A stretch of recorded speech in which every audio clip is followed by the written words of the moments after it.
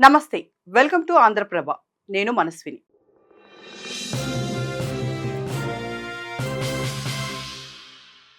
బంగ్లాదేశ్‌లో హింస ఆగలేదు. హిందూ కుటుంబాలే టార్గెట్‌గా దాడులు కొనసాగుతున్నాయి. భారత్ వ్యతిరేక భావన అక్కడ అంతకంతకు పెరుగుతోంది. ఓవైపు హిందువులపై దాడులు, మరోవైపు సరిహద్దుల్లో నిరసన సెగలు విస్తరిస్తున్న క్రమంలో ఎంట్రీ ఇచ్చిన రష్యా బంగ్లాదేశ్‌కు స్ట్రాంగ్ వార్నింగ్ ఇచ్చింది.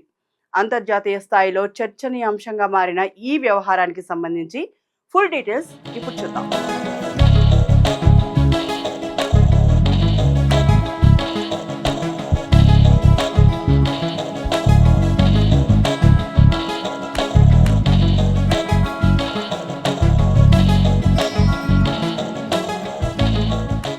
భారత వ్యతిరేకి ఇంకిలాబ్ మోర్చా నేత షరీఫ్ ఉస్మాన్ హదీ హత్యతో బంగ్లాదేశ్ అట్టుడికిపోయింది.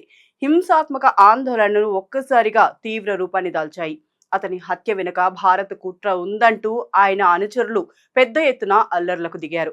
ఈ క్రమంలోనే అక్కడున్న హిందువులే టార్గెట్ గా దాడులు కొనసాగుతున్నాయి. ఒక్క మాటలో చెప్పాలంటే భారత్ వ్యతిరేక ధోరణి బంగ్లాదేశ్లో అంతకంతకు పెరిగిపోతోంది. ఈ క్రమంలోనే ఎంట్రీ ఇచ్చిన భారత మిత్ర దేశం రష్యా బంగ్లాదేశ్‌కు స్ట్రాంగ్ వార్నింగ్ ఇచ్చింది. భారత్‌తో ఉద్రిక్తతలను వీలైనంత త్వరగా తగ్గించుకోవాలని హితవు పలికింది. అయితే ఇటీవల రాజకీయ పరిణామాలు, అంతర్గత అశాంతి భారత్ బంగ్లా మధ్య అంతరాన్ని పెంచుతున్నాయి. ఈ క్రమంలోనే భారత్‌పై వ్యతిరేక భావంతో ఏర్పడిన ఉద్రిక్తతలను చల్లార్చుకోవాలని బంగ్లాదేశ్‌లోని రష్యా రాయబారి అలెగ్జాండర్ గ్రిగోర్వెంచి కోగీజ్ తెలిపారు. ఇది దక్షిణాసియా ప్రాంతీయ స్థిరత్వానికి అవసరమని పేర్కొన్నారు. అంతేకాదు ఆ పని ఎంత త్వరగా చేస్తే అంత మంచిదని హెచ్చరించారు. 1971లో బంగ్లాదేశ్ స్వాతంత్ర్య సాధించడంలో భారత్ పోషించిన కీలక పాత్ర గురించి ఆయన ప్రస్తావించారు. బంగ్లాదేశ్‌కు ఇండిపెండెన్స్ రావడానికి ముఖ్య కారణం భారత్ అని, ఈ విషయాన్ని బంగ్లా మర్చిపోకూడదని చెప్పారు. ఆ సమయంలో రష్యా కూడా మద్దతు ఇచ్చిందన్నారు కోజిన్. భారత్లో ప్రస్తుతం స్థాయికి మించి అల్లర్లు చెలరేగకుండా జాగ్రత్త చర్యలు తీసుకోవాలని సూచించారు. వచ్చే ఏడాది ఫిబ్రవరి 12న బంగ్లాలో జాతీయ ఎన్నికలు జరగనున్న సమయంలో దేశంలో రాజకీయ అనిశ్చితి, మైనార్టీలపై హింస, దాడులు మంచిది కాదని హితవు పలికారు. అయితే తమ దేశం భారత్ బంగ్లాదేశ్ ద్వైపాక్షిక సంబంధాల్లో జోక్యం చేసుకోవడం లేదని రష్యా ప్రతినిధి క్లారిటీ ఇచ్చారు. కానీ ఉద్రిక్తతలు మాత్రం తగ్గించుకోవాలని సూచిస్తోందని తెలిపారు. అవసరమైతే రెండు పొరుగు దేశాల మధ్య ఘర్షణలను తగ్గించే ప్రయత్నాలకు సహాయం చేయడానికి రష్యా రెడీగా ఉందని చెప్పారు.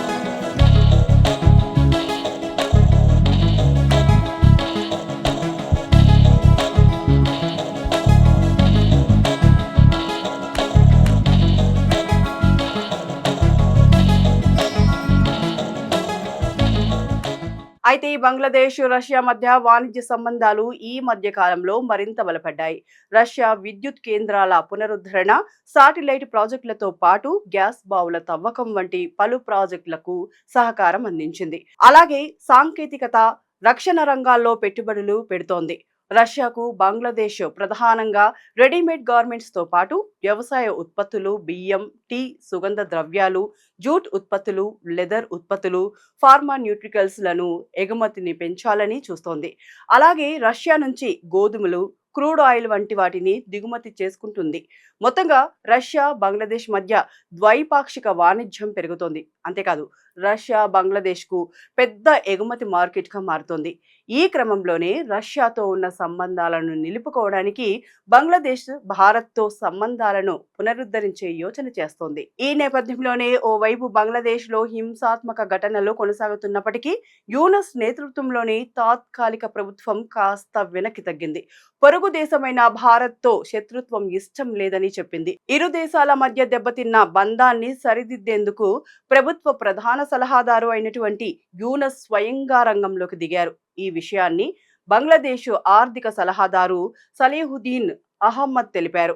మరో ముఖ్యమైన విషయం ఏంటంటే ఇటీవల కొన్ని వర్గాల నుంచి వినిపిస్తున్న భారత్ వ్యతిరేక నినాదాలు కేవలం రాజకీయ ప్రేరేపితమని, వాటితో ప్రభుత్వానికి ఎలాంటి సంబంధం లేదని చెప్పడం గమనార్హం. మొత్తంగా దేశంలో రాజకీయ పరిస్థితులు ఏ విధంగా ఉన్నప్పటికీ భారత్తో వ్యాపార ఆర్థిక సహకారం కొనసాగుతుందని బంగ్లాదేశ్ స్పష్టం చేసింది.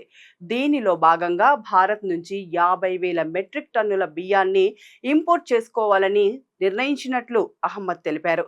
ఇది ఆర్థిక సంబంధాలను బలోపేతం చేసే దిశగా తీసుకునే నిర్ణయమని పేర్కొన్నారు. దీంతో ఈ వ్యవహారం అంతర్జాతీయంగా చర్చనీయాంశంగా మారింది.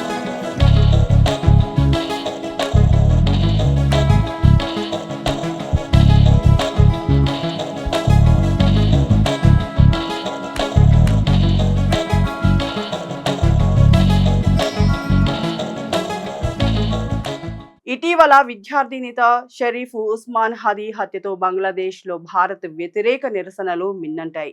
దీంతో పరిస్థితి హింసాత్మకంగా మారాయి. ఆ దేశంలోని హిందువులతో పాటు భారత రాయబార కార్యాలయంపై కూడా దాడులు జరిగాయి. దీంతో భారత వీసా సేవలను తాత్కాలికంగా నిలిపివేసింది. మరోవైపు బంగ్లాదేశ్లో దీపు చంద్రదాస్ అనే హిందూ కార్మికుడిని నిరసనకారులు అత్యంత క్రూరంగా కొట్టి చంపారు. ఈ క్రమంలో హత్యను నిరసిస్తూ ఢిల్లీలోని బంగ్లా హైకమిషన్ వద్ద నిరసనలు వెల్లువెత్తాయి. దీంతో బంగ్లా కూడా తన వీసా సేవలను నిలిపివేసింది. నిజానికి గత సంవత్సరం జూలై ఉద్యమం తర్వాత బంగ్లాదేశ్లో చాలా కాలంగా చెలరేగుతున్న భారత వ్యతిరేక ధోరణి కొత్త రూపాన్ని సంతరించుకుంది.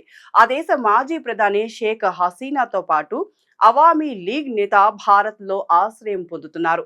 దీంతో ఇరు దేశాల మధ్య దౌత్య సంబంధాల్లో ఉద్రిక్త పరిస్థితులు నెలకొన్నాయి. ఇదిలా ఉండగానే షేక్ హసీనా ప్రభుత్వ పతనానికి దారితీసిన హదీని గుర్తు తెలియని దుండగులు కాల్చి చంపారు. గత ఏడాది హసీనాను తొలగించిన తర్వాత హదీ నేతృత్వంలో ఇంకిలాబ్ మోర్చా గ్రూపు ఏర్పడింది. ఇది హసీనాతో పాటు భారత్ను వ్యతిరేకిస్తూ నిరసనలు, ప్రచార కార్యక్రమాలను హోరెత్తిస్తూ వస్తోంది. ఈ క్రమంలోనే హదీ హత్యకు గురవడంతో ఆ నెపాన్ని భారత్ పైకి తోసే కుట్రకు తెరతీసింది బంగ్లాదేశ్. ఇదిలా ఉంచితే ఉస్మాన్ హదీ హత్య నేపథ్యంలో యూనస్ ప్రభుత్వంపై ఆయన సోదరుడు ఒమర్ హదీ సంచలన ఆరోపణలు చేశారు. తన సోదరుని హత్యలో ప్రభుత్వంలోని కీలక వ్యక్తుల హస్తం ఉందన్నారు.